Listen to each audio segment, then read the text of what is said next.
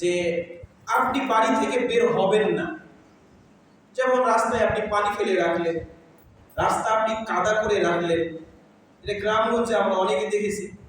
সরকার রাস্তার পানি ফেলার জন্য ছোট ছোট ড্রেন বানায়, ড্রেন যাতে করে পুকুরে চলে যায়। তো গ্রামের মানুষ কি করে, যাতে করে ওর পুকুর দিয়ে, ওর উঠানের উপর দিয়ে যাতে করে রাস্তার পানিটা না যায়, এই জন্য তার উঠানটা বাড়ির বাইরের উঠানটা অনেক উঁচু করে, আর পানিটা তখন মসজিদের পাশ দিয়ে তখন যায়। এটাও ইমাম মানা মাসাজিদাল্লাহির অন্তর্ভুক্ত।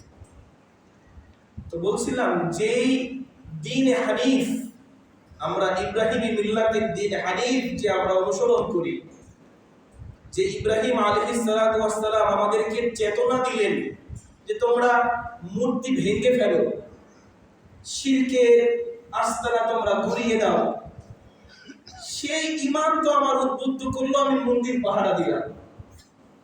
আমার অপরাধ কি? আমার মসজিদ, আমার মাদ্রাসার অপরাধটা কি? আমরা বিশ্বাস করি রাসূলুল্লাহ সাল্লাল্লাহু আলাইহি ওয়াসাল্লামের কথাই সর্বশেষ কথা, কোনো ব্যক্তির কথা আর এখানে চলবে না। সাহাবায়ে কেরামের আদর্শই সর্বশেষ আদর্শ। এখানে আর কোনো ইমাম মুজতাহিদের আদর্শ আমরা নিব না, যদি না নিতে পারি। সাহাবায়ে কেরামদের মাধ্যমে যদি নেওয়া সম্ভব, তাহলে ইমামের আদর্শ আর আমরা নিব না। এতটুকুই আমাদের অপরাধ। আর অপরাধ কি? রব্বুল আলামিন সত্তাগতভাবে আরশে আযিমে সমুন্নত, তিনি সেখান থেকে পুরো বিশ্বকে পরিচালিত করেন। সেখান থেকে তিনি তার ইলমের মাধ্যমে, কুদরতের মাধ্যমে আমাদেরকে তিনি পরিচালনা করেন। আমরা এটা বিশ্বাস করি। আমরা বিশ্বাস করি না যে তিনি বাথরুমে আছেন। আমরা বিশ্বাস করি না যে তিনি আমার সাথে সাথে যাচ্ছেন, হেঁটে যাচ্ছেন, আমার সাথে সব সময় থাকে। তিনি আরশে আযিম থেকে তিনি সামি', তিনি আমার কথা শুনছেন। তিনি আরশে আযিম থেকে সামিউন বাসীর, তিনি আমাকে দেখছেন। তিনি এতটা কাছে, এতটা নিকটবর্তীভাবে আমাকে দেখছেন, যেন আমার কাঁধের ঘাড়ের নিকটেই তিনি আছেন। এর মানে এখানে না যে আমার আল্লাহ এখানে বসে আছে। বিশ্বাস শুধু আমার পার্থক্য এতটুকু। নাভির নিচে হাত বাঁধি না, আমরা বুকের উপরে হাত বাঁধি। কোন আহলে হাদিসের আলিম, আপনারা জানেন কিনা, শুনেছেন কিনা আমি জানা নাই, কেউ কি বলেছে যে নাভির নিচে যদি হাত বাঁধো, রফউল ইয়াদাইন যদি না করো, জোরে আমিন যদি না বলো, তাহলে তোমার সালাত আদায় হয়নি? কেউ বলেছে যাব? আপনারাই তো আমাদেরকে ইহুদি খ্রিস্টানদের দালাল বানিয়ে দেন। আপনারাই তো আমাদেরকে বলেন জোরে আমিন বললে নাকি আমরা ইহুদি খ্রিস্টানদের দালাল। তাহলে যেই ঈমান আমাদেরকে মন্দির পাহারা দিতে বললো, সেই ঈমান আমাদেরকে মসজিদ মাদ্রাসা রক্ষা করতে দিল না। ছোটখাটো যদি হতো, কষ্ট লেগেছে এটা, যে আগে আমরা দেখেছি যে বেড়া দিয়ে, সনের বেড়া, টিনের বেড়া দিয়ে মসজিদ হয়েছে, সেটাকে তারা ঘুরিয়ে দিয়েছে। ময়মনসিংহের যে মুক্তাগাছা এবং কয়েকটা জায়গায় যে মাদ্রাসা এবং মসজিদ ভাঙচুর করেছে, এগুলো বিল্ডিং, ইট পাথরের বিল্ডিং করা, এই বিল্ডিং দিয়ে তারা ঘুরিয়ে দিচ্ছে, রড নিয়ে, স্টাড নিয়ে তারা এভাবে ভেঙে ফেলেছে। আল্লাহ রাব্বুল আলামিন ওখানে বলছেন, ওমান আযলামু মিম্মান মানা'a মাসাজিদাল্লাহ আই ইউযকারা ফীহা ইসমু। ওই মসজিদটাতে কি আল্লাহ রাব্বুল আলামিনের জিকির হতো না? বলেন না, জিকির হতো না? যদি মসজিদে জিকির হয়, তাহলে আপনি ভাঙার কি? ওই মসজিদে তো গান বাজনা হয় নাই, সেই মসজিদে তো ইসলাম বিরুদ্ধে চক্রান্ত করা হয় নাই, ইসলামের ষড়যন্ত্র করা হয় নাই। এখানে আল্লাহর নামের জিকিরই করা হয়েছে। একজন হিন্দু, সে তার আকীদা, বিশ্বাস এবং কর্মকাণ্ডের মাধ্যমে তার ভগবানকে সে খুশি করার চেষ্টা করে, এবং সে আশা করে আমি মরণের পরে স্বর্গ পাবো, তাই না? একজন খ্রিস্টান, সে তৃতীয়বাদে বিশ্বাস করে, ঈসা আলাইহিস সালাতু ওয়াস সালামের ইবাদত, মারিয়াম আলাইহিস সালাতু ওয়াস সালামের ইবাদত এবং আল্লাহ রাব্বুল আলামিনের ইবাদত করে আল্লাহকে সন্তুষ্ট করে তারা চায় তারা চিরস্থায়ী সুখ, তারা তো স্বর্গও বলে না, জান্নাতও বলে না, চিরস্থায়ী সুখে তারা থাকবে। আমরা মুসলিম, আমি যেই মতদর্শী হোক না কেন, আমি বিশ্বাস করে, আমি আমার আকীদা লালন পালন করে আমি আল্লাহর কাছে আশাবাদী আল্লাহ আমাকে জান্নাত দিবেন, তাহলে আপনি কেন আমার মসজিদটা ভেঙে দেন? আমি তো আল্লাহকে সন্তুষ্ট করতে গেছি। কই, আপনি আল্লাহকে সর্বত্র বিরাজমান করেছেন, আপনি নামের নিচে হাত দিয়েছেন, কোনদিন তো আপনার মসজিদকে আক্রমণ করতে আমরা চাইনি। আল্লাহ রাব্বুল আলামিন এর প্রিয় হাবিব মুহাম্মদুর রাসূলুল্লাহ সাল্লাল্লাহু আলাইহি ওয়াসাল্লামকে জিজ্ঞাসা করলেন, আব্দুল্লাহ ইবনে মাসউদ রাদিয়াল্লাহু তাআলা, সহিহুল বুখারীর 527 নম্বর হাদিস, তিনি বলেন, সাআলতু রাসূলুল্লাহ সাল্লাল্লাহু আলাইহি ওয়াসাল্লাম আইয়ুল আ'মালি আহাব্বু ইলাল্লাহ ইয়া রাসূলুল্লাহ, আল্লাহর রাসূল, আল্লাহর নিকটে সবথেকে প্রিয় আমল কোনটা? আল্লাহ রাসূল সাল্লাল্লাহু আলাইহি ওয়াসাল্লাম উত্তর দিলেন, আস-সালাতু আলা ওয়াক্তিহা, সময় মতো সালাত আদায় করা। আল্লাহ রাব্বুল আলামিন এর কাছে কতটা প্রিয় আউয়াল ওয়াক্তে সালাত আদায় করলে, আর সেই আউয়াল ওয়াক্তে সালাত আদায়ের জন্য আমরা আযান দিয়ে আমার মসজিদকে ভেঙে দেওয়া হয়, সেই আউয়াল ওয়াক্তে আমরা সালাত আদায় করি আমাদের মসজিদকে ঘুরিয়ে দেওয়া হয়। তাই দুঃখের সহিত আজকে আপনাদের সামনে এবং অনলাইনের মাধ্যমে এই মেসেজটা দিতে চাই, পুরো বিশ্বের মুসলিমবাসীকে এই মেসেজ দিতে চাই, যারা শুধুমাত্র সুন্নাহ এর আমলের পার্থক্যের কারণে মসজিদ মাদ্রাসা গুলিয়ে দিতে পারে, আর যাই হোক তাদের ভিতরে ইব্রাহিমী এবং মুহাম্মাদি চেতনা থাকতে পারে না। যদিও তারা নাম নেই, আমরা মুহাম্মাদি চেতনায় বিশ্বাসী, আমরা ইব্রাহিমী মিল্লাতের চেতনায় বিশ্বাসী, কিন্তু আমরা বলতে পারি যেই চেতনা আমাকে মসজিদ সুন্দরভাবে থাকতে দিল না, রাখতে দিল না, রক্ষা করতে দিল না, সেই ঈমানি চেতনা নিয়ে আমাদের প্রশ্ন। আল্লাহর কাছে দোয়া করি রব্বুল আলামিন তাদেরকে হেদায়েত নসিব করুন। আল্লাহর কাছে দোয়া করি আরো একটা আশাবাদী, এবং আল্লাহর কাছে এটাও আশা করি এই যাবৎ বাংলার জমিনে যেই যেই জায়গায় মসজিদকে ঘুরিয়ে দেওয়া হয়েছে, আল্লাহর ইশারায়, আল্লাহর রহমতে প্রত্যেকটা জায়গায় এক একটা আহলে হাদিসদের মারকাজ হয়ে গেছে। আলহামদুলিল্লাহ। সিলেটের আত্তাকুয়া মসজিদ বলেন, পুরো সিলেটবাসীকে নিয়ে পুরো এখন নেতৃত্ব দিচ্ছে আত্তাকুয়া মসজিদ। আপনি ফেনীতে যান, ওই ফেনীতেও এখন আহলে হাদিসদের, ওখান থেকে আপনার আহলে হাদিসদের ওই জেলা নেতৃত্ব দিচ্ছে। গাইবান্ধায় ভাঙচুর করা হয়েছে, জামালপুরে ভাঙচুর করা হয়েছে, এবং ময়মনসিংহে ভাঙচুর করা হয়েছে এই 2 মাসে। আল্লাহর কাছে আশাবাদী রব্বুল আলামিন যেন এই ভাঙচুর করা প্রত্যেকটা জায়গায় আল্লাহ রব্বুল আলামিন যাতে করে এক একটা আহলে হাদিসদের মারকাজ হিসেবে কবুল করে নেয়। কথা না বাড়িয়ে আজকে আলোচনা করবেন শাইখ আনোয়ারুল ইসলাম মাদানী হাফিজাহুল্লাহ। আমি শাইখকে আলোচনা করার জন্য বিনীতভাবে অনুরোধ জানাচ্ছি।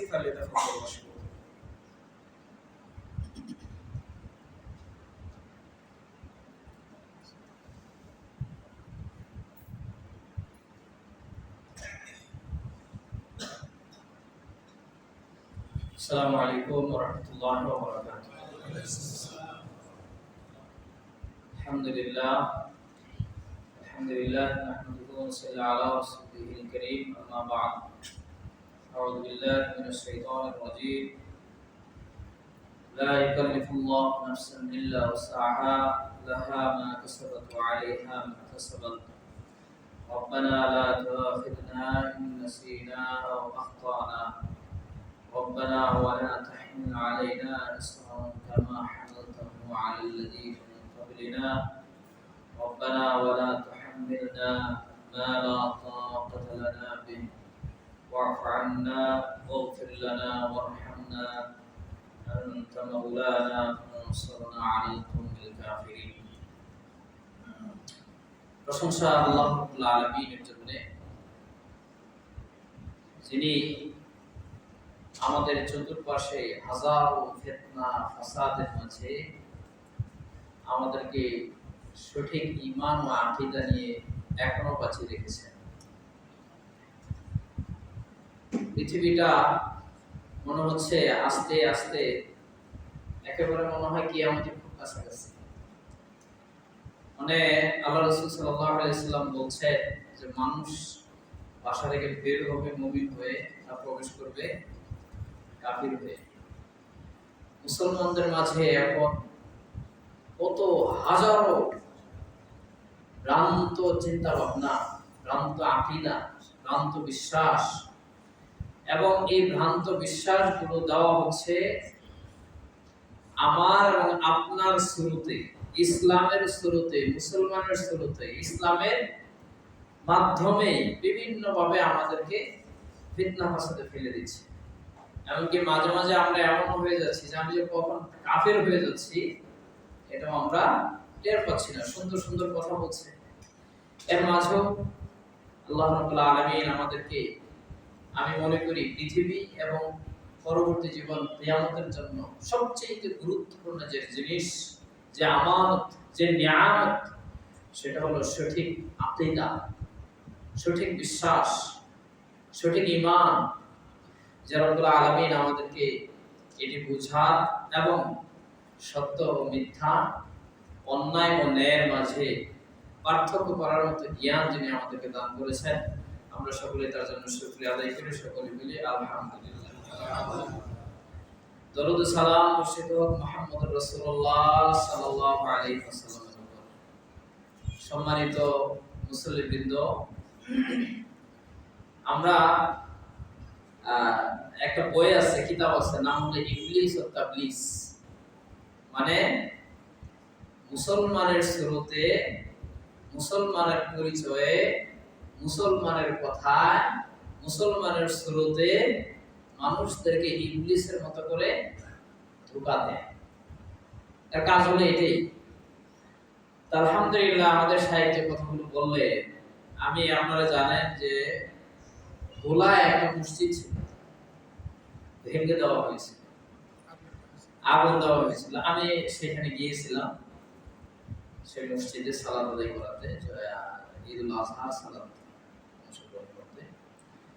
আমি গিয়ে দেখলাম যে এখন যে জায়গাটায় মসজিদ হয়েছে, মসজিদটা এখন পাকা, এবং একেবারেই এই যে যেমন এই একটা মসজিদ, তার পাশে আরেকটা একই প্রতিষ্ঠান, আমাদের শাইখ বা যে মাদ্রাসাটা আছে। এখন আহলে হাদিস এবং হানাফি মসজিদ, মাঝখানে শুধু একটা রাস্তা, মাঝখানে শুধু একটা রাস্তা। আগে যে জায়গায় মসজিদ ছিল, আমি বললাম আমি ওই জায়গাটা দেখব। তা আমি জায়গাটা আমাকে নিয়ে যাও। আমি বললাম যে এই জায়গায় যে আপনি আগে মসজিদ করেছিলেন, এই জায়গায় কি আসতো? মানে হলো একদম কবরস্থানের পাশে ঝোপ ঝাড় দিয়ে ভরা বাঁশের ঝাড়, তার পাশে একটা মসজিদ কোন রকম মানে দিয়ে ওখানে ওই যে সোনার ইটি দিয়ে সুন্দর করে কোন রকম সালাতের ব্যবস্থা করা হয়েছিল, এবং আশেপাশে তেমন কোনো বাড়িঘর নাই, ঝোপ ঝাড় দিয়ে ভরা। সেই মসজিদ তাদের সহ্য হলো না, তারা মসজিদ পুড়িয়ে দিল। পরবর্তীতে একেবারে মেইন রোডের সাথে ওই দিক থেকে সূরা ফাতিহা পড়া শোনা যায়, এই দিক থেকে সূরা ফাতিহা পড়া শোনা যায় একদম। এবং আপনি এখানে দাঁড়ায় যেমন আপনি মাদ্রাসাটা দেখতে পাচ্ছেন, ঠিক আপনি ওরকম মসজিদ দেখতে পাচ্ছেন। এত কাছাকাছি মসজিদ হয়েছে, এবং এখন এটার ভাঙার সুযোগ আর নাই। তো সর্বোপরি কথা, যে যত যাই কিছুই চেষ্টা করুক, ময়মনসিংহে যে মসজিদটা এবং মাদ্রাসাটা ভেঙে দেওয়া হয়েছে, এটা আমার বাড়ির মোটামুটি একদমই কাছাকাছি, 8 থেকে 10 কিলোমিটার রাস্তা আমার বাড়ি থেকে।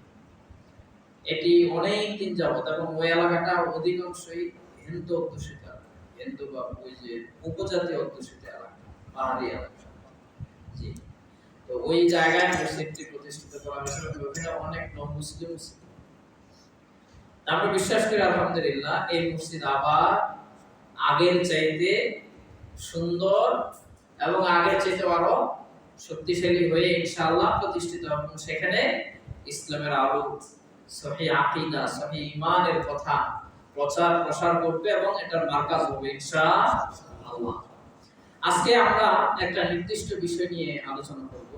বিষয়টি হলো আদঈয়াতুন ফিল কোরআন, অর্থাৎ কোরআনুল কারীমে যে সমস্ত দোয়া রয়েছে, এই দোয়াগুলোকে কেন্দ্র করে আমরা কিছু আলোচনা করার প্রয়াস করব ইনশাআল্লাহ। ওয়া মা তাওফীকি ইল্লা বিল্লাহি আলাইহি তাওয়াক্কালতু ওয়া ইলাইহি উনীব। দোয়া, দোয়া মানে হলো আল্লাহ রাব্বুল আলামিনের কাছে কিছু চাওয়া, মানুষ এক পৃথিবীতে বা এই যে আমরা যারা এখানে বসে আছি, এমন কোন মানুষ আছেন যিনি ব্যক্তিগত জীবনে অথবা তার পারিবারিক জীবনে, সাংসারিক জীবনে সব দিক থেকে সুখে আছে? আছেন এমন কেউ? নাই। কেউ না কেউ কোনো না কোনো দিক থেকে অসুবিধায় আছে। আর আমরা যেহেতু মানুষ, আল্লাহ রাব্বুল আলামিন বলেন ইন্নাল ইনসানা লিরাব্বিহি লাকানুত, মানুষ তার প্রভুর প্রতি খুবই অকৃতজ্ঞ। আমাদের যতই থাকুক, আমাদের যত আরাম আয়েশেই থাকি না কেন, এবং আমাদের প্রয়োজন যতই মিটুক না কেন, আমাদের চাহিদা কি মিটবে? কোনদিন মিটবে? হাত্তা যুরতুমুল মাকাবির বলছেন কে? আল্লাহ সুবহানাহু ওয়া তাআলা। তো মিটার কোনো সুযোগও নাই, এরই নাম পৃথিবী। এই যে মানুষ, আমরা বিভিন্ন ধরনের সমস্যায় জর্জরিত। আমরা কেউ অসুস্থ হই, আমরা কেউ সমস্যায় থাকি, আমরা ব্যবসা বাণিজ্যে ধরা খাই, অর্থনৈতিক সংকটে পড়ি, আমাদের বিরুদ্ধে জানা অজানা অনেকে মামলা করে দেয়, দেয় না? দেয়। আমরা প্রত্যেকটা মানুষই বিভিন্ন ধরনের সমস্যায় জর্জরিত। আর আল্লাহ রাব্বুল আলামিন তিনি বলেন ওয়া ইযা সাআলাকা ইবাদি আন্নী ফাইন্নী করিব উজিবু দাওয়াতাদ দাঈ ইযা দাআন। আল্লাহ রাব্বুল আলামিন তার রাসূল সাল্লাল্লাহু আলাইহি ওয়াসাল্লামকে বলেন যে যখন আমার বান্দারা তোমার কাছে আসে আর আমার সম্পর্কে জিজ্ঞাসা করে, তখন তুমি বলো ইন্নী করিবুন, আমি বান্দার অতীব নিকটবর্তী, খুবই কাছাকাছি। কাছাকাছি থেকে লাভ কি? আল্লাহ রাব্বুল আলামিন পরে বলেন উজিবু দাওয়াতাদ দাঈ ইযা দাআন। মানুষ যখন বিপদে পড়ে, মানুষ যখন সমস্যায় জর্জরিত হয়, মানুষ যখন অসুস্থ হয়, মানুষের যখন কোনো অবস্থা থাকে না, মানুষের যখন কোনো কোল কিনারা থাকে না, মানুষের যখন কোনো সহায় সম্বল কোনো কিছু থাকে না, একেবারেই অসহায় অবস্থায় পড়ে যায়, আর এমন সময় বান্দা যখন আমাকে ডাকে, বান্দা আমাকে ডাকতে দেরি হয়, আমি আল্লাহ রাব্বুল আলামিন এর বান্দার ডাকে সাড়া দিতে দেরি করি না। উজিবু দাওয়াতাদ দাঈ ইযা দাআন, বান্দা যখনই আমাকে ডাকে আমি সাথে সাথে বান্দার ডাকে সাড়া দেই। আল্লাহ রাব্বুল আলামিন অন্যত্র বলেন ওয়া ক্বালা রাব্বুকুম উদউনি আস্তাজিব লাকুম, তিনি বলেন তোমরা তোমাদের প্রভু অর্থাৎ আল্লাহ রাব্বুল আলামিনকে তোমরা ডাকো আর তিনি তোমাদের ডাকে সাড়া দিবেন।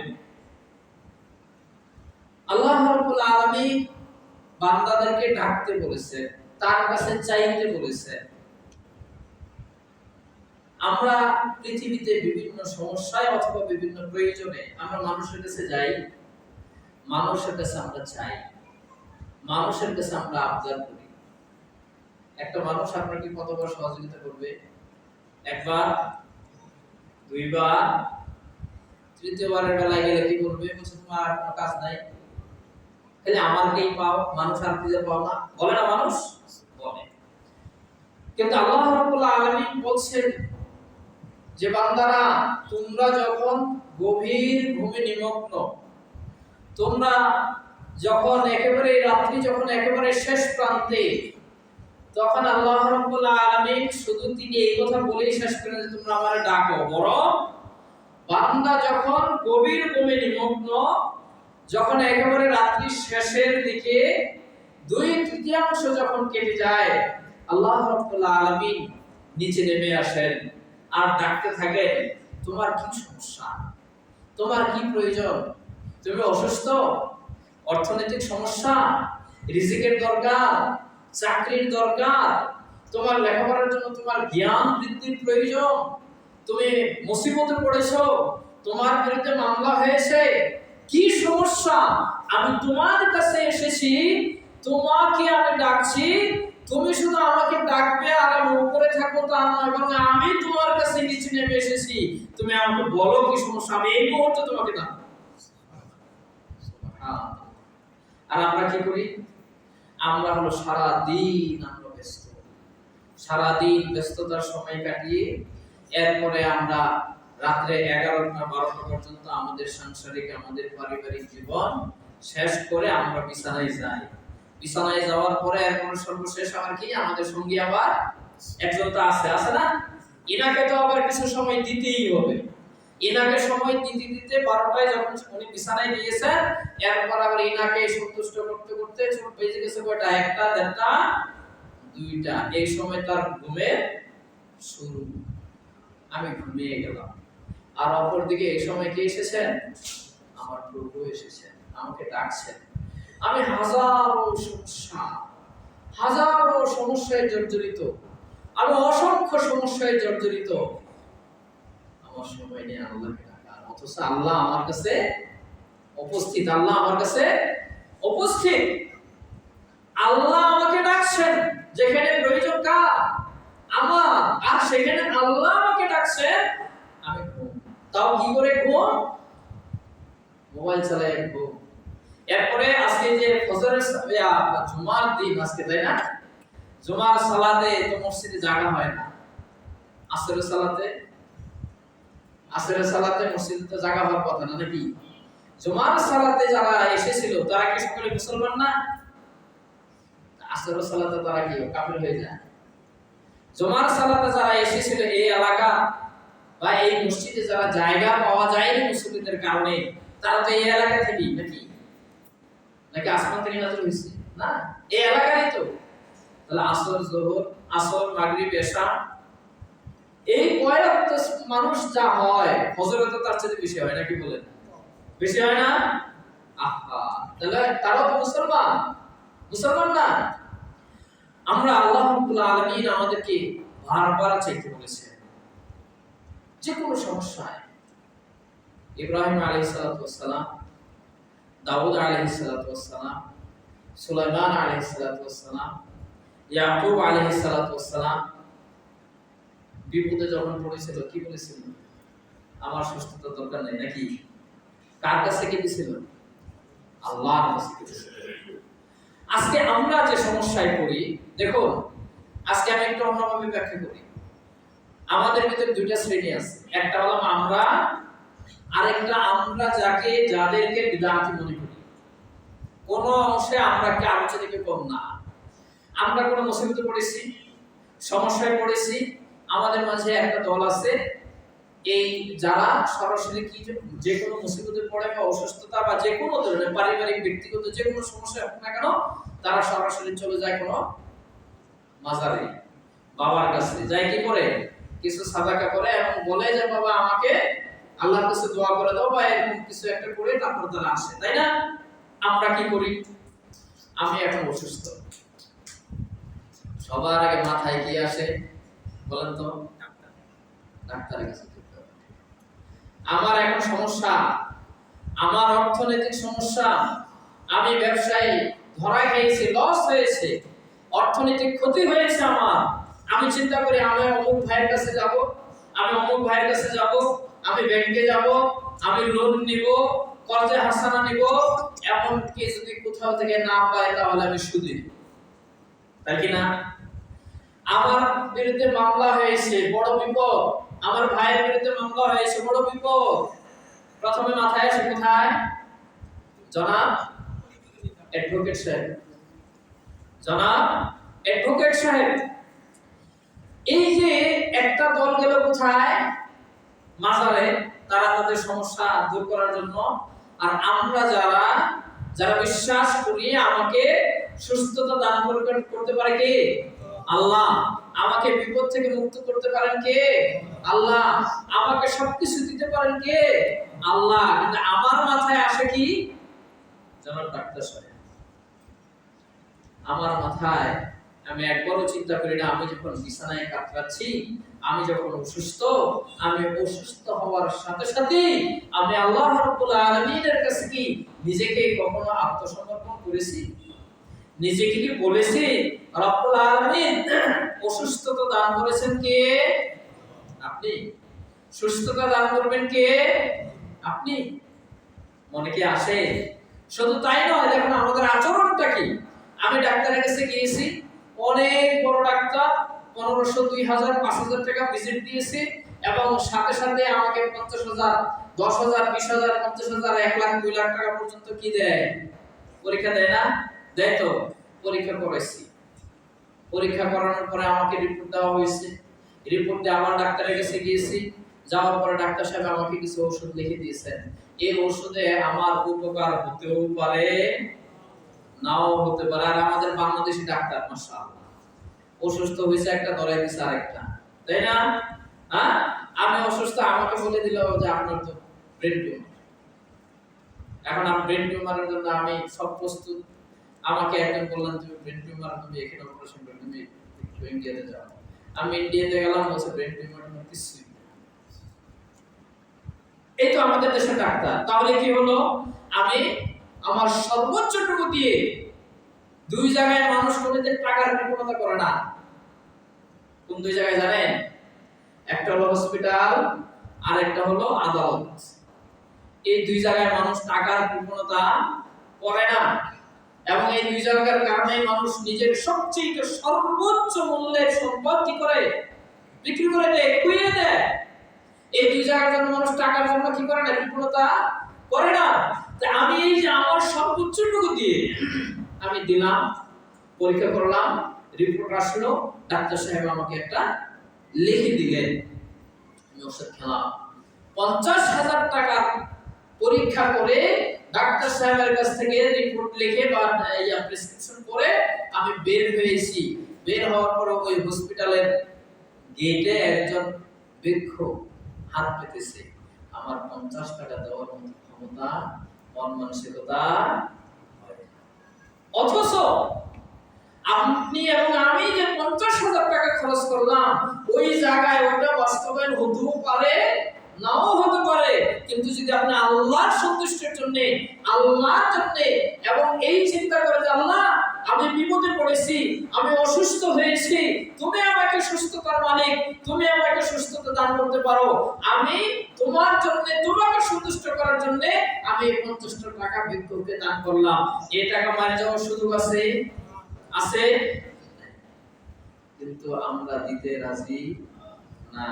অথচ আল্লাহ রাসূল সাল্লাল্লাহু আলাইহি ওয়াসাল্লাম বলেছেন, আস-সাদাকাতু তুতফিউ গাদাবা রাব্বি। সাদাকার মাধ্যমে, ছোটখাটো দান করার মাধ্যমে আল্লাহ রাব্বুল আলামিন যদি আপনার এবং আমার উপরে কোনো কারণে রাগান্বিত হন, কষ্ট পান, এগুলো নষ্ট হয়ে যায়, আল্লাহ সন্তুষ্ট হয়ে যায়। ধরে নিলাম আমি 50 টাকা দিলাম আমি একজন ভিক্ষুককে, কিন্তু আমি সুস্থ হলাম না, এদিকে আমার লস আছে। কিন্তু আপনি যে পরীক্ষা করছেন, পরীক্ষা করার পরে ডাক্তার আপনাকে ওষুধ লিখে দিয়েছে, কাজ হয়নি, আপনার কোনো কাজে লাগছে?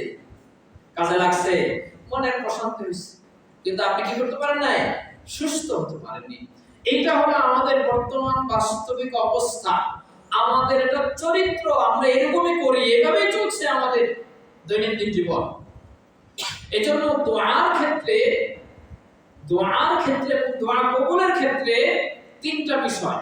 অর্থাৎ যদি কোনো বান্দা দোয়া করে, যদি কোনো বান্দা আল্লাহর কাছে কোনো জিনিস চায়, যদি কোনো বান্দা আল্লাহ রাব্বুল আলামিনের কাছে প্রকৃত অর্থে ঈমানের সাথে, বিশ্বাসের সাথে যদি হাত তোলে, কোনো জিনিস চায় এবং সে বিশ্বাস করে যে অবশ্যই আল্লাহ রাব্বুল আলামিন আমার দোয়া কবুল করেছেন, করবেন না, কবুল করেছেন, তার মানে কি?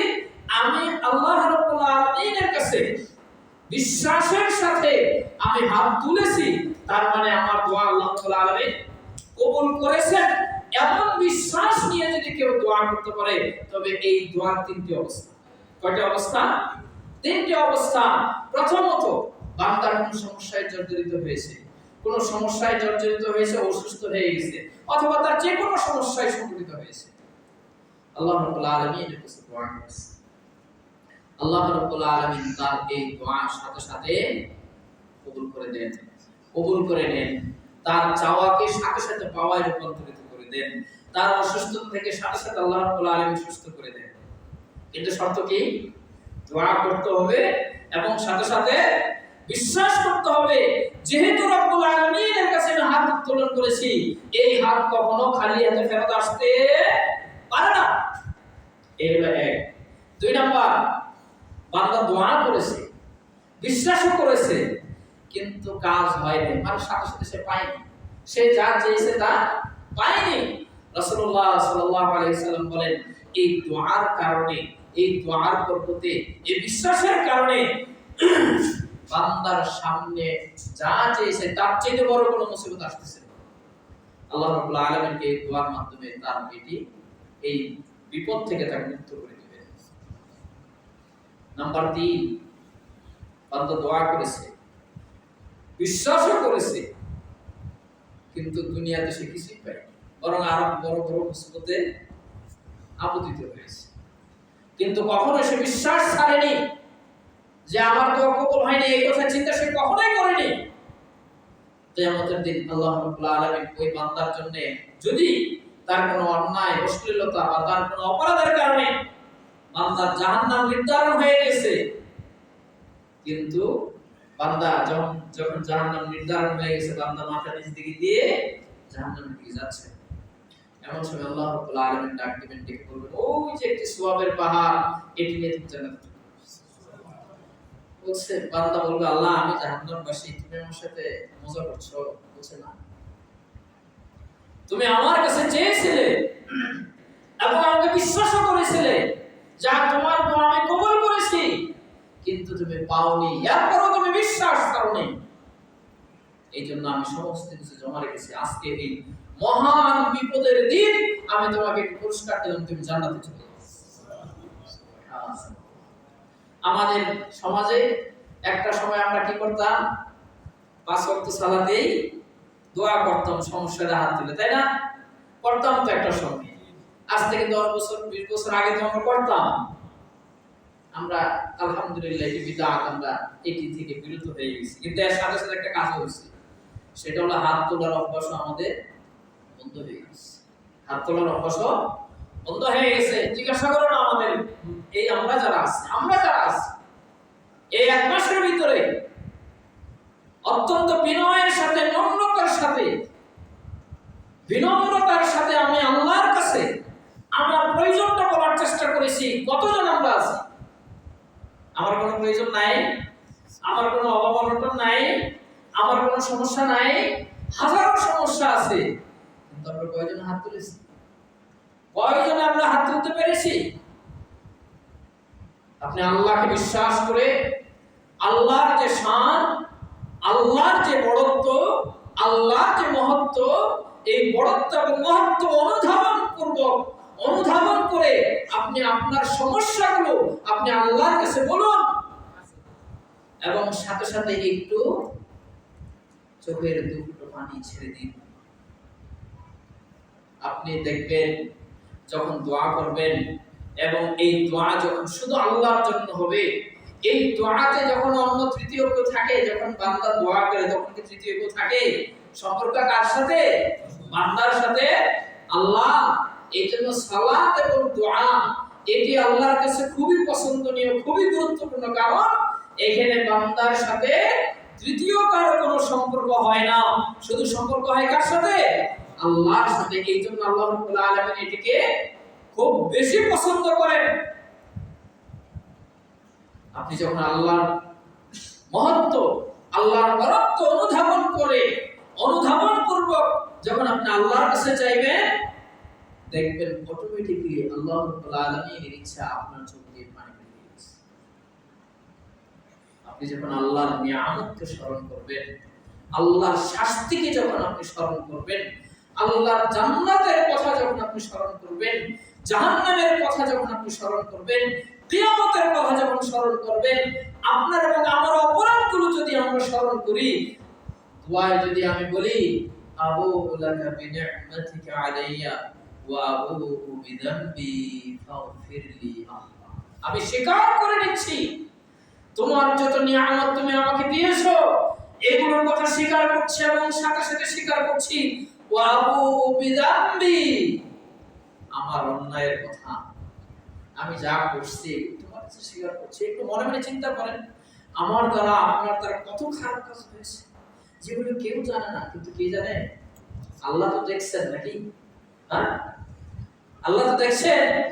আমরা এই বিশ্বাস করি না যে আল্লাহ আমার সাথে আছেন, মানে যত কাল্লা তত বুঝেন তো, মানে যত মাথা আছে নাকি? কিন্তু আমি তো এটা বিশ্বাস করি, আল্লাহর শ্রবণ শক্তি, আল্লাহর দৃষ্টি শক্তি থেকে আমি এক মুহূর্ত আলাদা হওয়ার সুযোগ নাই। আমি আমার জানা মতে, আমি আমার জানা মতে কত মানুষকে আমি ঠকিয়েছি, আমার জানা মতে কত মানুষকে আমি অত্যাচার করেছি, আমার জানা মতে আমার প্রতিবেশী আমার থেকে কতটা অত্যাচারের সম্মুখীন হয়েছে, আমার জানা মতে আমি কতটা ফাহিশা, কতটা অন্যায়, অশ্লীল, অবিচার, বেবিচার, জুলুমের সাথে আমি সম্পৃক্ত। দোয়া যখন করেন একটু হাত তুলে এই অন্যায়ের কথাগুলো একটু স্মরণ করবেন। আর এই অন্যায়গুলো করার পরে যদি আমরা চিন্তা করি এই অন্যায়ের কারণে আমার জায়গা কই, পানি কি আসার বাকি থাকবে? সমস্যা হলো আমরা চাই না। আমরা কি চাই না? আমরা হাত তুলি না, আমরা আমাদের অপরাধকে স্বীকার করতে চাই না। আর বিশেষ করে আমাদের এই বাংলাদেশ সহ এই বাংলাদেশ, ভারত, পাকিস্তান এই মানুষদের এক্সকিউজ মানে অজুহাতটা, আমাদের হাত কয়টা? তিনটা। আমরা আমাদের অন্যায়ের কথা স্বীকার করতে চাই না, আমাদের ভুল স্বীকার করতে চাই না, আমাদের ভুল মেনে নিতে চাই না। আমার দ্বারা ভুল হতেই পারে না, মানে আমি ভুল স্বীকার করতেছি, এরপরও আবার আরেকটা যুক্তি দাঁড় করানোর চেষ্টা করতেছি, এই কারণে আমি তার মানে আমি আমার অন্যায়ের কথা স্বীকার করতে চাই না, আমার অবিচারের কথা স্বীকার করতে চাই না। এটা যেমন মানুষের কাছেও চাই না, আমার প্রভুর কাছেও আমি চাই না, যার কারণে আমি হাত তুলি না। যার হাত যত কম উঠবে, যার চাওয়া যত কম, আল্লাহর প্রতি তার ঈমান তত কম। যে যত বেশি চায় আল্লাহর প্রতি তার ঈমান তত বেশি। আর এই জন্য ঈমান তত বেশি কারণ তার ঈমান বেশি হওয়ার কারণে আল্লাহর প্রতি তার ভরসা, আল্লাহর প্রতি তার আশা অনেক বেশি। এই জন্য সে আল্লাহর কাছে চায়। আর আমরা নিজের শক্তি দিয়ে, নিজের ক্ষমতা দিয়ে, নিজের এটা দিয়ে, নিজের সেটা দিয়ে আমরা করে ফেলবো। এটা আমাদের বিশ্বাস না, এটা আমাদের বিশ্বাস। এখান থেকে ফেরত আসতে হবে। আল্লাহ রাব্বুল আলামিন কোরআনুল কারীম নাযিল করেছেন। কোরআনুল কারীমে আল্লাহ রাব্বুল আলামিন হুকুম আহকামের কথা বলেছেন। বিভিন্ন ধরনের আমার পারিবারিক জীবন, আমার ব্যক্তি জীবন, আমার সাংসারিক জীবন, আমার রাষ্ট্রীয় জীবন, আমার সামাজিক জীবন, আমার আন্তর্জাতিক জীবন কিভাবে পরিচালিত হবে সমস্ত কিছু কি করেছেন? কোরআন কারীমে বর্ণনা করেছেন। মুসলমানদেরকে যদি বলা হয় তোমার সংবিধান কোনটা, তাহলে এক বাক্যে কি বলার কথা? আমার কি আলাদা কোনো সংবিধান হওয়ার কথা? হ্যাঁ, রব্বুল আলামিন আপনাকে আমাকে এমন এক সংবিধান দিয়েছেন, 1400 বছর পূর্ণ হয়ে গেল, আরো যদি 14 গুণে 18,000 28,000 বছর চলে যায়, এই সমাজ বাস্তবায়ন, সমাজ সুন্দর করে রাখার জন্য, সুরক্ষার জন্য, রাষ্ট্র সুন্দর সুরক্ষার জন্য একটি নুক্তা, একটি অক্ষর পরিবর্তনের প্রয়োজন হবে। আর আমাদের 53 বছরে কতবার হয়েছে? আবার এখন কি চলতেছে? সংস্কার চলতেছে না। তার মানে কি? তার মানে হলো তুমি যেটা করছো সেটা আউট, বাতিল, চলে না। এই কারণে আমাদের বাংলাদেশ ধ্বংস হয়ে গেছে, এটা হয়েছে ওইটা হয়েছে বলতেছে না। আবার এনারা করতেছে, আবার কিছুদিন পরে আবার আরেকজন এসে বলবে এই হলো কোন চলবে না, এই আন্দোলনকার চিন্তা দিয়ে কে চলে। কিন্তু কোরআন কি কখনো পুরাতন হয়েছে? হয়েছে? হবে কি? মুসলমানদের একমাত্র সংবিধান হলো কোরআনুল কারীম। যতদিন পর্যন্ত মুসলমান এই কোরআনুল কারীমকে নিজের সাথে মিলিয়ে না নিতে পারবে, কোরআনের রঙিন হতে না পারবে, ততদিন পর্যন্ত মুসলমানের জীবনে কোনো প্রশান্তি আসতে পারে না, আসবে না, আসতে পারে না, আসেও না। আল্লাহ রাব্বুল আলামিন এই কোরআনুল কারীম নাযিল করেছেন এবং আমাদের জন্য বিভিন্ন হুকুম আহকাম দিয়েছেন। আবার এই কোরআনুল কারীমে বিভিন্ন ধরনের ঘটনা আল্লাহ রাব্বুল আলামিন বলেন আহসানাল কাসাস, সর্বোত্তম ঘটনা। আগেকার নবীগণ কি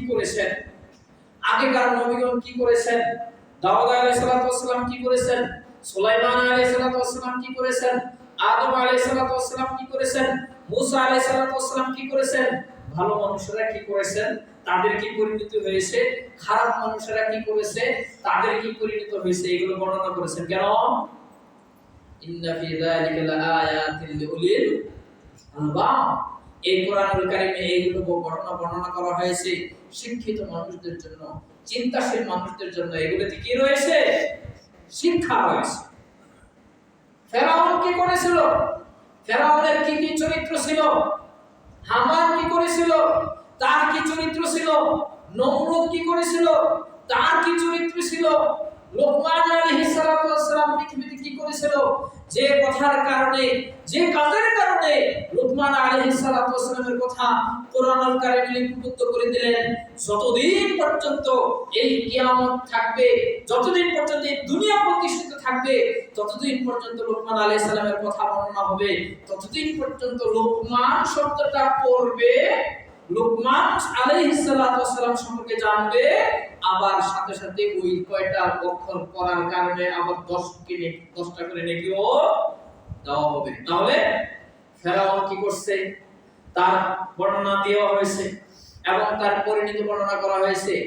আবার তার বিপরীতে ভালো মানুষেরা কি করেছে তার বর্ণনা দেওয়া হয়েছে। তার পরিণতি কি ছিল তার বর্ণনাও দেওয়া হয়েছে। বান্দা বিপদে পড়বে, বান্দা অসহায় হয়ে পড়বে, বান্দা অসুস্থ হয়ে পড়বে, বান্দা সমস্যায় জর্জরিত হবে, এমন সময় কি বলে দোয়া করতে হবে, কি বলে দোয়া করলে আল্লাহ রাব্বুল আলামিন দোয়া কবুল করবেন, আল্লাহ রাব্বুল আলামিন সন্তুষ্ট হবেন, বান্দার চাওয়া পাওয়ায় রূপান্তরিত হবে, এইটা শিক্ষা দেওয়ার জন্য আল্লাহ রাব্বুল আলামিন কোরআনুল কারীমে অসংখ্য দোয়া তিনি শিখিয়ে দিয়ে গেছেন, শিখিয়েছেন বান্দাদেরকে। আল্লাহ রাব্বুল আলামিন নবী সাল্লাল্লাহু আলাইহি ওয়াসাল্লামের মাধ্যমে বান্দাদেরকে জানিয়েছেন, শিখিয়েছেন। কোরআনুল কারীমে যে সমস্ত দোয়া রয়েছে, এই দোয়াগুলো যদি কেউ অনুধাবন করে, বুঝে, শুনে আল্লাহর কাছে চায়, তাহলে ওই বান্দার বিপদগামী হওয়ার কোনো সুযোগ নেই, ওই বান্দার সমস্যায় পড়ার কোনো সুযোগ নাই, ওই বান্দার বিপদে পড়ার কোনো সুযোগ নাই, পথভ্রষ্ট হওয়ার কোনো সুযোগ নেই। আসুন আমরা এক দুইটা নিয়ে একটু আলোচনা করি। আল্লাহ রাব্বুল আলামিন এই যে কোরআনুল কারীমের সর্বপ্রথম সূরার নাম কি? সূরা ফাতিহা। সূরা ফাতিহার ফজিলত আমরা মোটামুটি সকলেই জানি। সূরা ফাতিহা এই সূরা হলো সারা কোরআনে যতগুলো বিষয় নিয়ে আলোচনা করা হয়েছে তার সারমর্ম কোন সূরায়? সূরা ফাতিহা। উম্মুল কোরআন বলা হয়েছে। এই সূরা ফাতিহাকে আল্লাহ রাব্বুল আলামিন রাসূল সাল্লাল্লাহু আলাইহি ওয়াসাল্লাম বলেন, এই সূরা ফাতিহার বিষয়ে আল্লাহ রাব্বুল আলামিন বলেন, সূরা ফাতিহাকে আমি দুই ভাগে ভাগ করছি, এক ভাগ আমার, আরেক ভাগ বান্দা। এক ভাগ আমার, আরেক ভাগ বান্দা। সূরা ফাতিহা আয়াত কয়টা? 7টা। তাহলে অর্ধেক কত? 3.5। দেখুন তো কেমনে ভাগ। বিসমিল্লাহির রহমানির রহিম, আলহামদুলিল্লাহি রাব্বিল আলামিন, আর রহমানির রহিম, মালিকি ইয়াউমিদ্দিন, ইয়াকা না'বুদু। 3.5 আয়াত হয়েছে না? ইয়াকা নাস্তাঈন। এবার বান্দার কথা বলছি। আল্লাহ রাব্বুল আলামিন তার এই সূরাকে অর্ধেক করলেন তার নিজের জন্য, আর অর্ধেক করলেন বান্দার জন্য। আল্লাহ রাসূল সাল্লাল্লাহু আলাইহি ওয়াসাল্লাম বলেন, এই সূরার অর্ধেক, প্রথম অর্ধেক হলো আল্লাহ রাব্বুল আলামিনের প্রশংসা, আল্লাহ রাব্বুল আলামিনের গুণকীর্তন, আল্লাহ রাব্বুল আলামিনের সিফাত, আল্লাহ রাব্বুল আলামিনের উলুহিয়াতের স্বীকৃতি, আল্লাহ রাব্বুল আলামিন কিয়ামতের মালিক, আল্লাহ রাব্বুল আলামিন ইহজগতের মালিক, আল্লাহ রাব্বুল আলামিন বান্দার জন্য ইহজগতেও দয়াশীল, পরজগতেও দয়াশীল। সর্বশেষ আল্লাহ রাব্বুল আলামিনের উলুহিয়াতের স্বীকৃতি, তার প্রশংসা, তার সিফাত বর্ণনা করার পরে বান্দা বলছে, ইয়াকা না'বুদু। রব্বুল আলামিন আমার চলাফেরা, আমার খাওয়া দাওয়া, আমার ইবাদত, আমার সালাত, আমার সিয়াম, আমার যাকাত, আমার কুরবানি, ইন্না সালাতি ওয়া নুসুকি ওয়া মাহইয়ায়া ওয়া মামাতি লিল্লাহি রাব্বিল আলামিন। আমার সালাত, আমার কুরবানি, আমার জীবন, আমার মৃত্যু সমস্ত কিছু আল্লাহ রাব্বুল আলামিনের জন্য। বান্দা এই আয়াতের অর্ধেক বলছে, আল্লাহ আমার যা কিছু রয়েছে, আমার যত ইবাদত রয়েছে সমস্ত কিছু আমি তোমার জন্য নিবেদিত করে দিলাম। এবার আল্লাহ রাব্বুল আলামিন শিখিয়ে দিচ্ছেন, বান্দা তুমি তো আমার জন্য সমস্ত কিছু নিবেদিত করে দিলে, এরপরে আমি তোমারে যেটুকু শিখিয়ে দিলাম, তুমি যেহেতু আমার উলুহিয়তের স্বীকৃতি দিলে, তুমি যেহেতু আমার প্রশংসা করলে, তোমার সমস্ত কিছু যেহেতু আমার জন্য নিবেদিত করে দিলে, এরপরে তুমি যা চাইবা আমি তোমার সমস্ত কিছু দিয়ে দেব। এরপরে বান্দা চাচ্ছে ইয়াকা নাস্তাইন, আল্লাহ আমি তোমার কাছে সাহায্য চাই, আমি তোমার কাছে সাহায্য চাই, আমি তোমার সাহায্য ছাড়া কি অচল চলতে পারবেন? হ্যাঁ, এই মুহূর্তে যদি আল্লাহ আমার একটা হাত কি করে দেন, অচল করে দেন, এই মুহূর্তে যদি আমার কথা বলার শক্তি, এই জিহ্বাটাকে যদি শক্তিশালী করে দেন, এই মুহূর্তে যদি আমার চলা বন্ধ হয়ে যায়, আপনি যখন হাঁটেন আর একটা মানুষ যখন হুইল চেয়ারে হাঁটে, তখন তাকে জিজ্ঞাসা করবেন যে তোমার এখন কেমন লাগছে, হাতের আঙ্গুল কয়টা? যদি এটা না থাকে কি মনে হয়?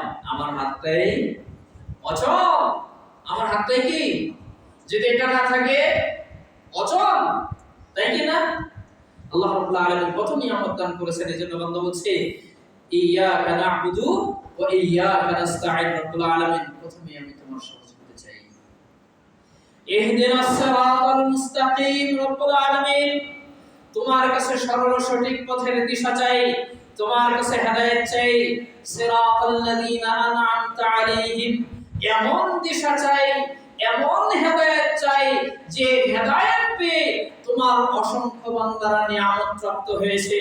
এমন হেদায়েত চাই যে হেদায়েত প্রাপ্ত হয়ে পৃথিবীতে থাকা অবস্থায় যারা জান্নাতের সুসংবাদ নিয়ে গেছেন, এমন হেদায়েত চাই যে হেদায়েত পাওয়ার পরে তুমি আল্লাহ রাব্বুল আলামিন পৃথিবীতে বান্দা থাকা অবস্থায় তুমি ঘোষণা করে দিয়েছো রাদিয়াল্লাহু আনহুম ওয়া রাদু আনহু, আমি এই বান্দাদের উপর সন্তুষ্ট হয়ে গেলাম, এই বান্দারাও আমার উপর সন্তুষ্ট। আমি এমন হেদায়েত চাই যে হেদায়েতের কারণে তুমি বান্দাদেরকে সিদ্দিকীন হিসাবে কবুল করো, শুহাদা হিসাবে কবুল করো। আমি তাদের মতো করে হেদায়েত চাই, আমি তাদের পথ চাই। গায়রিল মাগদুবি আলাইহিম ওয়ালাদ-দাল্লিন, তাদের পথে তুমি আমাকে দেখায়ো না, তাদের পথে নিও না যারা পৃথিবীতে থাকা অবস্থায় তোমার গজবের সম্মুখীন হয়েছিল, পৃথিবীতে থাকা অবস্থায় তারা ধ্বংস হয়ে গিয়েছিল, পৃথিবীতে থাকা অবস্থায় তারা তোমার রাগের সম্মুখীন হয়েছিল এবং যারা পথভ্রষ্ট হয়ে গেছে, আমি তাদের পথ চাই না। তাহলে একটা বান্দা সালাতে দাঁড়িয়ে অথবা যদি এমনিতেই আল্লাহর এতগুলো প্রশংসা, আল্লাহর উলুহিয়তের ঘোষণা দেওয়ার পরে বান্দা যদি এগুলো চায়, অনুধাবন করে, বিশ্বাস করে আর যদি চিন্তা করে দোয়া করেছি রব্বুল আলামিনের কাছে, অবশ্যই দোয়া কবুল হয়েছে, তাহলে কি আমার দ্বারা খারাপ কাজ সম্ভব? হেদায়েতের বিপরীতে যাওয়া সম্ভব?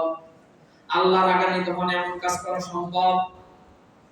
আল্লাহ রাব্বুল আলামিন তিনি পবিত্র কালামে তিনি আমাদেরকে শিখিয়ে দিচ্ছেন, বান্দা তুমি পৃথিবীতে এসেছো, পৃথিবীতে তোমার অনেক প্রয়োজন হবে, পৃথিবীতে তুমি মুহতাজ, পৃথিবীতে তুমি অচল হয়ে যাবে, পৃথিবীতে তুমি অসহায় হয়ে যাবে, পৃথিবী তোমার অনেক কিছু চাইবে, পৃথিবীতে তোমার অনেক কিছু প্রয়োজন হবে। এজন্য শুধু তুমি পৃথিবীতে থাকা অবস্থায় তুমি এমনটি বলিও না যে আল্লাহ তুমি আমার শুধু আখিরাত দাও, তুমি আমার শুধু আখিরাত দাও না, তুমি পৃথিবীও চাইবে, তুমি আখিরাতও চাইবে।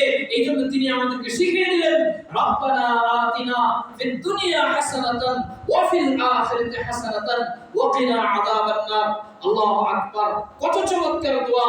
রব্বানা আতিনা ফিদ দুনিয়া হাসানা, রব্বুল আলামিন তুমি আমাকে দুনিয়াতে কল্যাণ দান করো, দুনিয়াতে কল্যাণ দান করো। ওয়া ফিল আখিরাতি হাসানা, শুধু দুনিয়ার কল্যাণই আমি চাই না, শুধু দুনিয়াতে আমি বড়লোক হতে চাই না, দুনিয়াতে আমি ভালো থাকতে চাই না, আমি আখিরাতেও ভালো থাকতে চাই। তুমি আখিরাতের কল্যাণ দান করো। শুধু আখিরাতের কল্যাণ দান করে শেষ করা যাবে না, রব্বুল আলামিন আমার চাওয়া অনেক বেশি। ওয়া কিনা আযাবান নার, তুমি সর্বশেষ পরিণতি তুমি আমাকে জাহান্নাম থেকে মুক্ত করে দাও। এজন্যই তো আল্লাহ রাব্বুল আলামিন বলেন, ওমান যুহজিহা আনিন নারি ওয়া উদখিলাল জান্নাতা ফাকাদ ফাযা ফাওজান আযীম। আল্লাহ রাব্বুল আলামিন যাকে জাহান্নাম থেকে মুক্ত করে দেন, যাকে জান্নাত দান করেন। তার জন্যই তো পৃথিবী, তার জন্যই তো সবচেয়ে বড় সফলতা। আল্লাহ রাব্বুল আলামিন আমাকে আপনাকে দোয়া শিখিয়ে দিচ্ছে, বান্দা তুমি শুধু আখিরাত চাইবে না, আবার তুমি শুধু দুনিয়াও চাইবে না, দুটো একই সাথে চাইবে, সাথে সাথে আবার তুমি কি চাইবে? জাহান্নামের শাস্তি থেকে মুক্তি চাইবে। শিখিয়ে দিলেন কে? আল্লাহ। এখন আল্লাহ যেটা আমাকে শিখিয়ে দিলেন, এইটা যদি আমি আল্লাহর কাছে চাই, আল্লাহ দিবেন না? কার কথায়, কার বাক্যে, কার সুরে কথা? সরাসরি কার? আল্লাহর কথা, আল্লাহর শিখিয়ে দেওয়া বাক্যে আমি বলছি। আমরা কখনো ভালো কথা বলি, আমরা কখনো ভালো কাজ করি, আমরা কখনো সালাত আদায় করি, আমরা কোরআন তেলাওয়াত করি, আমরা দান করি, মানুষের সাথে সুন্দর করে কথা বলি, আবার কখনো কখনো কি হয়ে যায়, তার বিপরীত হয়ে যায়। সালাত ছেড়ে দেই, দান করা ছেড়ে দেই, মানুষের সাথে খারাপ ব্যবহার করি, অন্যায় করি, অবিচার করি, খারাপ কথা বলি, খারাপ কাজ করি। আল্লাহ রাব্বুল আলামিন শিখিয়ে দিচ্ছেন, বান্দা তুমি আমার সাথে সাথে বলো, রব্বানা লা তুযিগ কুলুবানা বা'দা ইদ হাদাইতানা ওয়া হাব লানা মিন লাদুনকা রাহমা। বান্দা তুমি আমার শিখিয়ে দাও বাক্যে আমার সাথে সাথে তুমি বলো, রব্বানা হে আমার প্রভু, লা তুযিগ কুলুবানা, লা তুযিগ কুলুবানা বা'দা ইদ হাদাইতানা।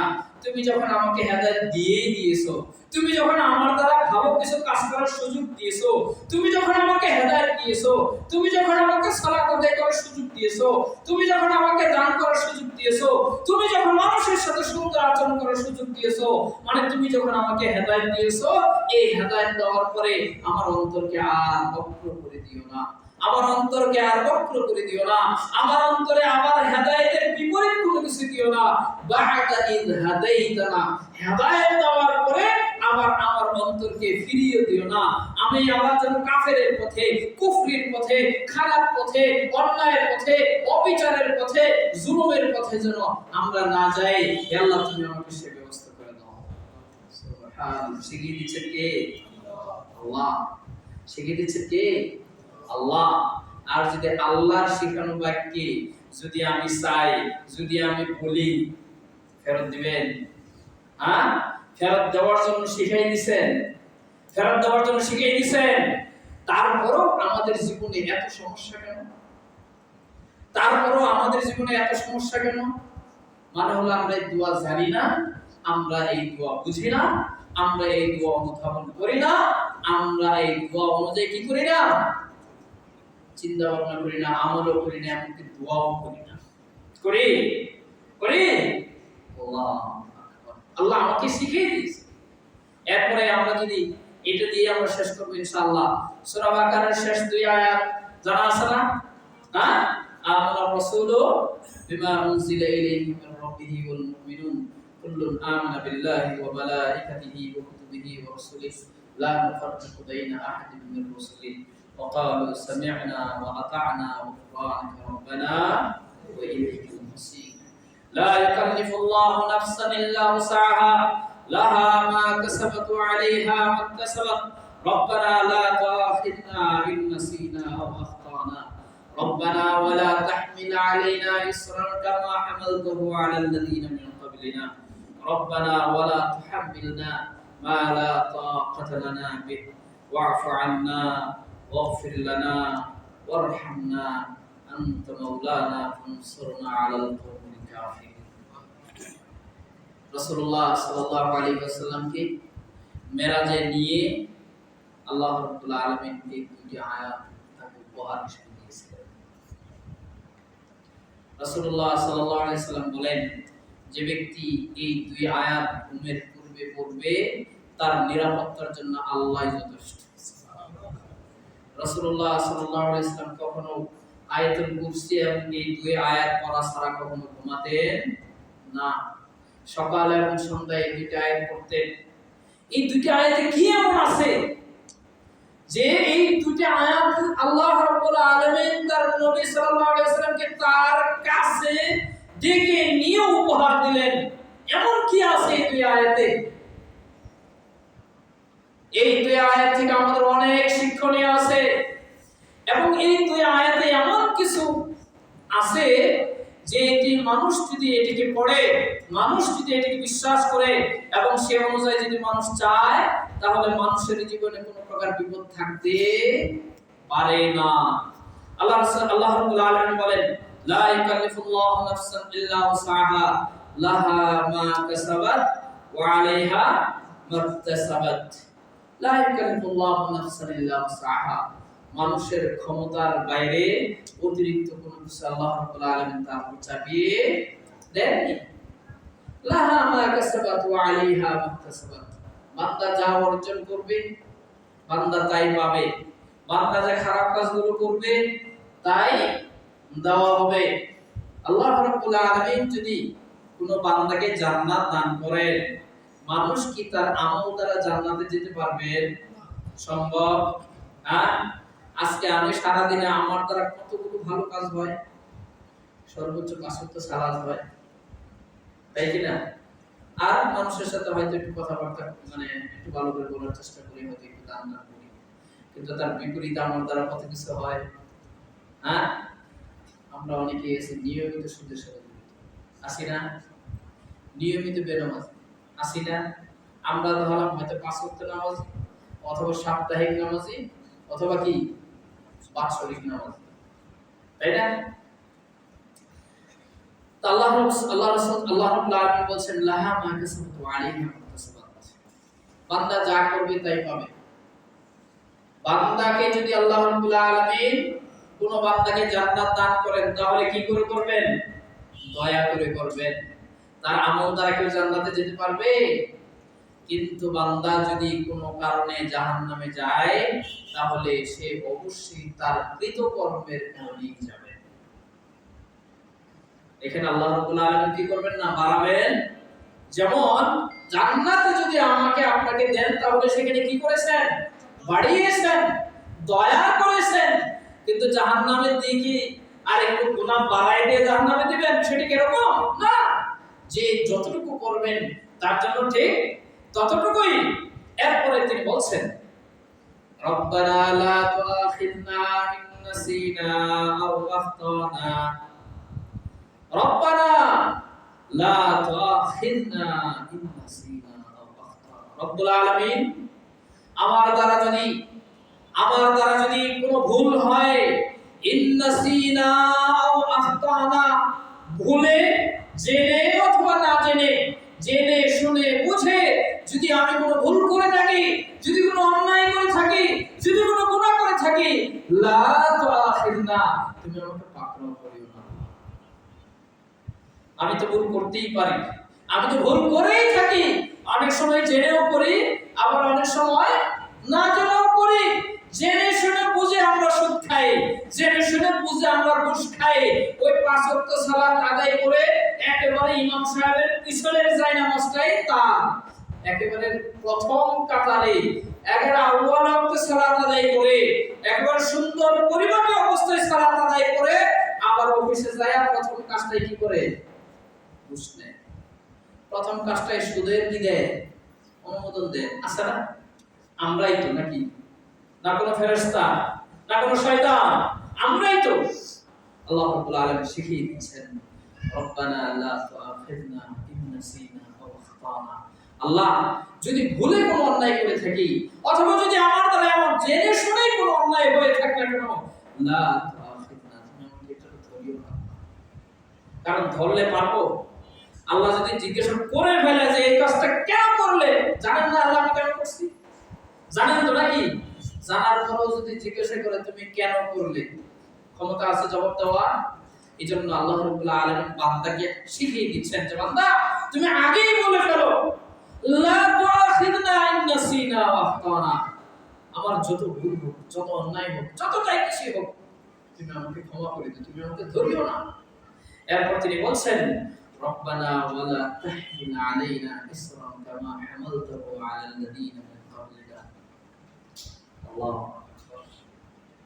আল্লাহ সুবহানাহু ওয়া তাআলা শিখিয়ে দিচ্ছেন, তোমরা বলো, রব্বানা ওয়া লা তাহমিল আলাইনা ইসরান কামা হামালতাহু আলাল্লাযীনা মিন ক্বাবলিনা, তুমি আমার উপরে এমন কিছু চাপাই দিও না, তুমি আমার উপরে এমন কিছু চাপাই দিও না যেগুলো আমার পক্ষে আদায় করা সম্ভব না, যেমন তুমি চাপিয়ে দিয়েছিলে আমার পূর্ববর্তী জাতির উপরে, আমার পূর্ববর্তী মানুষের উপরে, এমন কোন জিনিস আমাকে দিও না, এমন কোন চাপ তুমি আমাকে দিও না, এমন কোন শাস্তি তুমি আমাকে দিও না, এমন কোন রোগ তুমি আমাকে দিও না, এমন কোন বিপদ তুমি আমাকে দিও না যে বিপদ আমার দ্বারা সম্মুখীন করা সম্ভব না, যেটার যোগ্য আমি না।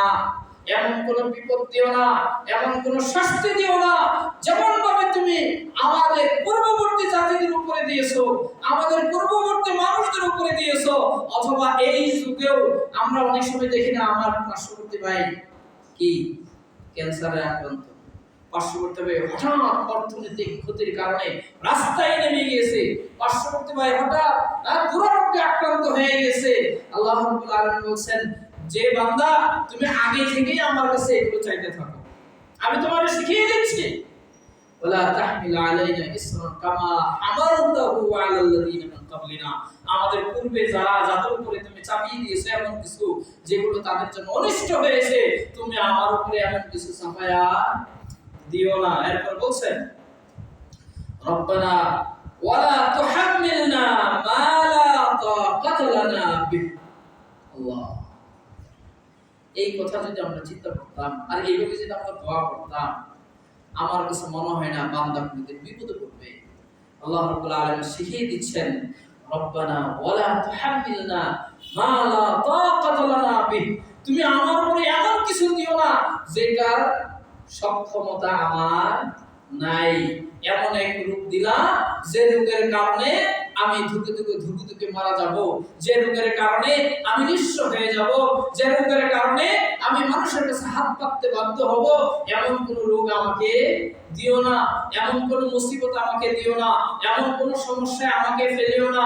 এমন যে কোনো বিষয় হোক না কেন, যেটার ক্ষমতা আমার নাই, যেটার সক্ষমতা আমার নাই, এমন কোন জিনিস তুমি আমাকে দান করিও না। শিখিয়ে দিচ্ছেন কে?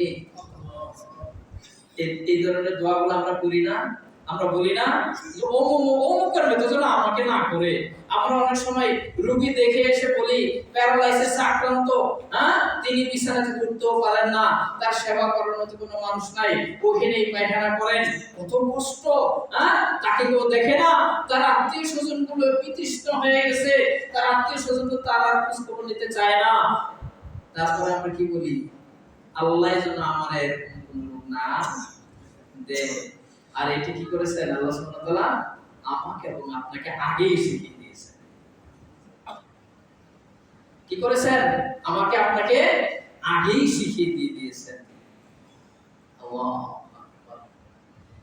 এজন্য আমি ব্যক্তিগতভাবে যখন কোনো বিপদে পড়ি, কোনো সমস্যায় পড়ি, বা আমি যখন মনে করি যে একটা বিপদ আসার সম্ভাবনা আছে, আমি আল্লাহর কাছে পরিপূর্ণ বিশ্বাস নিয়ে আমি আল্লাহর কাছে দোয়া করি। আলহামদুলিল্লাহ, আল্লাহ সুবহানাহু ওয়া তাআলা আমাকে সবসময় বাঁচিয়েই দেন।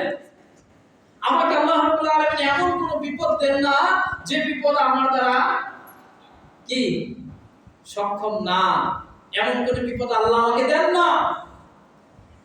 এটি এই জন্য যে আপনি এবং আমি যদি এই দোয়াগুলো পড়ে, দোয়া কাজ শিখিয়ে দেওয়া আমার জীবনে আসে না, আমার জীবন বাস্তব জীবনে ঘটে না, ঘটে তো। এই জন্য আল্লাহ রাব্বুল আলামিন আমাকে আপনাকে আগেই শিখিয়ে দিয়েছেন। এরপর তিনি বলছেন, ওয়াফু আন্না ওয়াগফির লানা, আল্লাহ আমাকে ক্ষমা করে দাও, মাফ করে দাও। ওয়াগফির লানা, আমাদেরকে ক্ষমা করে দাও। এই যে আমরা বলি না আস্তাগফিরুল্লাহ, আবার লাইলাতুল কদরের দোয়া শিখিয়ে দিয়েছেন কি, আল্লাহুম্মা ইন্নাকা আফুউন তুহিব্বুল আফওয়া ফা'ফু আন্নি। দুইটার অর্থই কিন্তু অর্থ হলো ক্ষমা করে দেওয়া। তাহলে দুইটা শব্দ কেন ব্যবহার করলেন? দুইটা শব্দ কেন ব্যবহার করলেন? আর লাইলাতুল কদর এমন গুরুত্বপূর্ণ রাত্রি, এই রাত্রিতে আল্লাহ রাব্বুল আলামিন শিখিয়ে দিলেন তোমরা এইটা পড়ো, আল্লাহুম্মা ইন্নাকা আফুউন তুহিব্বুল আফওয়া ফা'ফু আন্নি। দুইয়ের মধ্যে কি পার্থক্য? দুইটার অর্থই তো ক্ষমা করে দেওয়া। দুইয়ের মধ্যে পার্থক্য হলো, আমরা এই বলার আগে একটা উদাহরণ দিই। আমাদের দেশে বিভিন্ন অপকর্মের বা বিভিন্ন খারাপ কাজের জন্য অথবা অন্যায়ের কারণে কি হয়, আদালতে বিচার হয় না, বিচারক সাহেবরা বিচার করেন, বিচারক সাহেবরা যখন বিচার করেন দুই ধরনের রায় হয়। এক হলো বেকসুর খালাস। বেকসুর খালাস মানে কি? তিনি 100% সব ধরনের দুষ্কৃতি থেকে মুক্ত, তিনি পবিত্র, এই বিষয়ে তার কোনো কি নাই, দোষ নাই, বেকসুর খালাস। আর একটা হলো শর্ত সাপেক্ষে জামিন। শর্ত সাপেক্ষে জামিন আছে না? অথবা জরিমানা আদায় করব জামিন, অথবা অনাদায়ে 3 মাস বা 3 দিন বা 2 দিন বা 5 দিন 10 দিন কি শাস্তি বা জেল হওয়ার পরে তার মুক্তি। মুক্তি তো দুইটাই, মুক্তি দুইটাই না? কেউ তাৎক্ষণিক পেয়েছেন এবং পরিপূর্ণরূপে পেয়ে গিয়েছেন, আর কেউ শাস্তি ভোগ করার পরে পেয়েছেন। ওয়াফু আন্না, এর অর্থ হলো আল্লাহ তুমি আমাকে এমন ভাবে ক্ষমা করবে যে ক্ষমা এমন ক্ষমা হবে যার পিছনের কোনো ইতিহাস থাকবে না। এমন ভাবে ক্ষমা করবে যে ক্ষমার মাধ্যমে আমি পরিপূর্ণরূপে পবিত্র হয়ে যাব। এটাকে বলা হয় আফওয়ান। আল্লাহ রাব্বুল আলামিন বলেন তোমরা বলো ওয়াফু আন্না ওয়াগফির লানা ওয়ারহামনা আনতা মাওলানা। এতগুলো দোয়া করার পরে আবার বলছে আনতা মাওলানা, তুমিই তো আমাদের প্রভু, তুমিই তো আমাদের মালিক। তোমার কাছে এমন কি আছে যে আমার অভিভাবকত্ব করতে পারে, যে আমাকে কোনো কিছু দিতে পারে, যে আমার চাওয়াকে পূরণ করতে পারে? এমন কেউ আছে? মাল্লাহুল মাওলা ফালাহুল কুল। মাওলা যার, আল্লাহ যার, সবই তো তার নাকি? আজকে খুতবায় বলতেছিলাম যে যদি প্রধান উপদেষ্টার সাথে আপনার সম্পর্ক থাকে, অথবা ধরে নেন ওই যে কোনো আইজিপি অথবা কোনো ম্যাজিস্ট্রেট অথবা এরকম বড় কোনো পদের লোকের সাথে আপনার পরিচয়, আমরা মনে হয় কি পায়ে মাটি পায় না, তাই না? ধরে ফেলবো, খেয়ে ফেলবো, এই করে ফেলবো, সেই করে ফেলবো। আমি কিন্তু প্রধান উপদেষ্টা না, তার সাথে একটু আমার হাই হ্যালো হয়, তাতে যদি আমার এত কিছু হয়, যে রব্বুল আলামিনের সাথে যদি আমার সম্পর্ক হয়, রব্বুল আলামিনের সাথে যদি আমার সম্পর্ক হয়, তাহলে কি আমার কোনো বিপদ থাকতে পারে? থাকতে পারে? এজন্য শেষে তিনি বলছেন আনতা মাওলানা, বান্দা তুমি বলো যে রব্বুল আলামিন আপনি তো আমার মালিক। ফানসুরনা আলাল কওমিল কাফিরিন, কাফির কওমের উপরে, কাফিরদের উপরে তুমি আমাকে বিজয় দান করো, আমাকে ক্ষমা করো, আমাকে এমন কিছু দিও না যেটার সক্ষমতা আমার নাই। সুবহানাল্লাহ। তাহলে আমরা এই যে এইভাবে যদি আমরা বর্ণনা করতে থাকি বিভিন্ন সূরায়, এইভাবে বিভিন্ন ধরনের আয়াতে আল্লাহ রাব্বুল আলামিন বিভিন্ন ধরনের দোয়া শিখিয়ে দিয়ে গেছেন। আমরা যদি কোরআনের দোয়াগুলোই আমরা পড়ি, কোরআনের দোয়াগুলো যদি আমরা চাই, কোরআনের দোয়াগুলো যদি আমরা বলি, তাহলে আমাদের আর কোনো কিছু দরকার নেই। আর কোনো কিছু দরকার নেই, এটুকুই যথেষ্ট। আল্লাহ রাব্বুল আলামিন আমাদেরকে তৌফিক দান করুন, আমাদেরকে বুঝার তৌফিক দান করুন। আর সর্বশেষ একটি কথা বলবো, দেখুন এই যে আমরা এই যে দোয়াগুলো আল্লাহ রাব্বুল আলামিন শিখিয়ে দিয়েছেন, তার আগের আয়াতে তিনি বলছেন আমানা রাসূলু বিমা উনজিলা ইলাইহি মির রাব্বিহি ওয়াল মুমিনুন কুল্লুন আমানা বিল্লাহি ওয়া মালাইকাতিহি ওয়া কুতুবিহি ওয়া রাসূলিহি। মানে হলো আপনি যখন মানুষের কাছে কোনো কিছু চান, চেয়ারম্যানের কাছে গেছেন, কমিশনারের কাছে গেছেন, যায়া বলছেন যে আমার এটা দরকার, যা আছে তাড়াতাড়ি দাও, আমি গেলাম, সময় নেই, পাবেন তো? দিবেন আমাদেরকে? হ্যাঁ, আমরা কি করি? বরাবর অমুক মহোদয় বলি না? হ্যাঁ, তার সর্বোচ্চ সম্মান রক্ষা করে আমরা তার কাছে কিছু চাই। কেন? যাতে করে আমরা পাই। দোয়ার নিয়ম হলো আপনি যখন দোয়া করবেন, এই যে দোয়ার নিয়ম হলো আপনি প্রথমেই আল্লাহ রাব্বুল আলামিনের শুকরিয়া আদায় করবেন, আল্লাহ রাব্বুল আলামিনের উলুহিয়তের স্বীকৃতি দিবেন, একমাত্র ইবাদত আপনি আল্লাহর জন্য করেন এটা স্বীকৃতি দিবেন। তার মানে যদি আমরা বাংলায় সুন্দর করে বলতে, আরবিতে সুন্দর করে বলতে না পারি, বাংলায় বলবো, তাও যদি না পারি, তাহলে সবচেয়ে সর্বোত্তম দোয়া হলো সূরা ফাতিহা। এটি আপনি পড়ে ফেলবেন।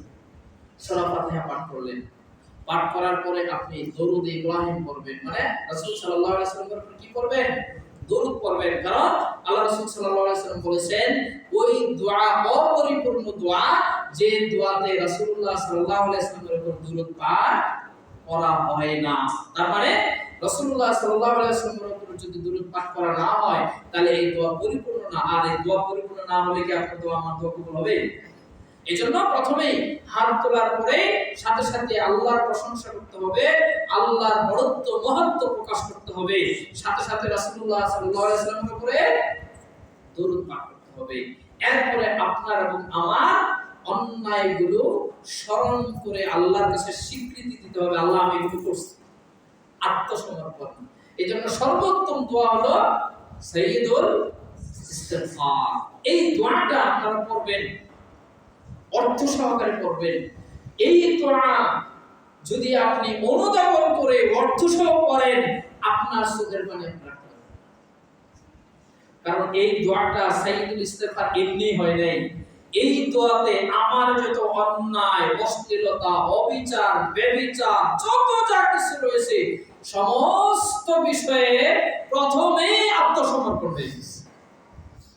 এরপরে যায় আপনি বলছেন আল্লাহ আমাকে ক্ষমা করো, আমাকে ক্ষমা করো, আমাকে এটা দাও, আমাকে ওটা দাও, আপনার যত প্রয়োজন। তার মানে দোয়া কবুল হওয়ার জন্য কয়টা শর্ত, মাধ্যম বা সিস্টেম? তিনটা। প্রথমে কি করতে হবে? আল্লাহর গুণাগুণ গাইতে হবে, আল্লাহর সিফত বর্ণনা করতে হবে। আপনারা দেখেন না সৌদি আরবে সুদাইসি সাহেব যখন দোয়া করেন প্রথমেই আল্লাহ রাব্বুল আলামিনের এতগুলো সিফত বর্ণনা করেন। যারা আপনারা আরবি বুঝেন অথবা অর্থ দেখবেন, এতগুলো সিফত বর্ণনা করে এরপরে রাসূলুল্লাহ সাল্লাল্লাহু আলাইহি ওয়াসাল্লামের উপর দরুদ পাঠ করে এরপরে নিজের অন্যায়ের কথা স্বীকার করে, অবলীলায় স্বীকার করে। এরপরে যায় আমার এটা দরকার, আল্লাহ রাব্বুল আলামিন আপনার আমার দোয়া কবুল করবেন। এইভাবে দোয়া করলে ইনশাআল্লাহ আল্লাহ রাব্বুল আলামিন আমাদেরকে সঠিক বোঝার তৌফিক দান করুন, আমাদেরকে সঠিক জানার তৌফিক দান করুন, এবং বেশি বেশি করে আমাদের অহমিকা, আমাদের যত অহংকার, আমাদের যত যা কিছু রয়েছে সমস্ত কিছুকে বিসর্জন দিয়ে একমাত্র আল্লাহ রাব্বুল আলামিনের কাছে যেন আমরা চাইতে পারি। আল্লাহ রাব্বুল আলামিন আমাদেরকে তৌফিক দান করুন। সর্বশেষ অনুরোধ, আমার এই হাত যেন কোনদিন ফাঁকা না যায়, আমার এই হাত যেন কোনদিন রব্বুল আলামিনের পানে হাত তোলা হয়নি এমন যেন না যায়। যে কোনো ভাবে হোক আমরা যেন দোয়া করি, সালাতের পরে হোক, একাকী হোক, এবং শেষ রাত্রিতে হলো সর্বোত্তম দোয়ার সময়। এই সময়টুকু যেন আমরা হেলায় খেলায় নষ্ট না করি। যখন যাওয়ার সময় শেষ হয়ে যাবে তখন হাজারো চেষ্টা করলেও পারবো না। সুযোগ এখন আছে, যখন আমি অন্যের জন্য চাইতে পারবো, যতক্ষণ পর্যন্ত আমি নিজের জন্য চাইতে পারবো ততক্ষণ পর্যন্ত চাইতে হবে। আমার জন্য যখন অন্যরা চাওয়া শুরু করবে তখন আমার কি ক্ষমতা থাকবে? মানে কি আমার জন্য কখন অন্যরা চাইবে? মৃত্যুর পরে অন্যরা চাইবে, তখন আর আমার কোনো সুযোগ থাকবে না। আল্লাহ রাব্বুল আলামিন আমাদেরকে বেশি বেশি করে তার কাছে দোয়া করার তৌফিক দান করুন, তার কাছে চাওয়ার তৌফিক দান করুন, তার কাছে আমাদেরকে পরিপূর্ণরূপে আত্মসমর্পণ করার তৌফিক দান করুন। ওয়া আখিরু দাওয়ানা আলহামদুলিল্লাহি রাব্বিল আলামিন। আপনাদের এখানে এই প্রশ্নোত্তর পর্ব আছে, তাই না? আমি সাধারণত এই সত্যিকার অর্থেই অল্প